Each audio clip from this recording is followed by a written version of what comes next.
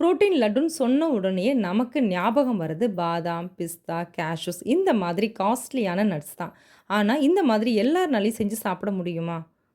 அதுக்கு ஈக்குவலா கொஞ்சம் கூட டேஸ்ட்லயும் சரி, ஹெல்த் பெனிஃபிட்ஸ்லயும் சரி குறைச்சல் இல்லாத சூப்பரான லட்டு. ஹாய், ஹலோ, வணக்கம். நான் டாக்டர் ஹேமா, யோகா மற்றும் இயற்கை மருத்துவர்.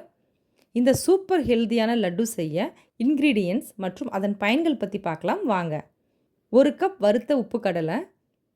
இதில் good source of protein, fibre இருக்குது. இது டைஜஷனுக்கு ரொம்ப நல்லது. வெயிட் மேனேஜ்மெண்ட்டுக்கும் ஹார்ட் ஹெல்த்துக்கும் ரொம்ப ரொம்ப நல்லது. 1 கப் வறுத்த கருப்பு எள்ளு. இதில் calcium, magnesium, iron, healthy fats இருக்குது. இது போன்ஸை ஹெல்த்தியாக வச்சுக்கும்.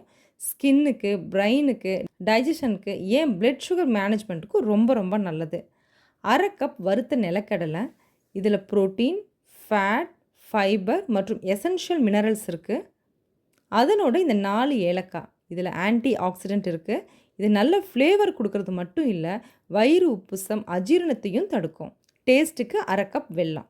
இது எல்லாத்தையும் மிக்ஸி ஜாரில் போட்டு ஃபைனாக அரைச்சிக்குங்க. அதனோட 2 டேபிள் ஸ்பூன் நெய் சேர்த்துக்கலாம். நெய்யில் ஹெல்தி ஃபேட் மற்றும் வைட்டமின் இருக்குது. இது மசில்ஸை ஸ்ட்ரென்த்தாக வச்சுக்கிறது மட்டும் இல்லை, எனர்ஜியும் கொடுக்கும். ஹார்மோன்ஸை ரெகுலேட் பண்ணும். இந்த பொருட்கள் எல்லாத்தையும் நல்லா மிக்ஸ் பண்ணிவிட்டு தேவைப்பட்டால் சூடான பால் அல்லது சூடான தண்ணீர் ஸ்ப்ரிங்கிள் பண்ணி லட்டு பிடிக்க வேண்டியது தான். இதை ஃப்ரிட்ஜில் ஸ்டோர் பண்ணி 1 வாரம் வச்சு சாப்பிட்லாம்.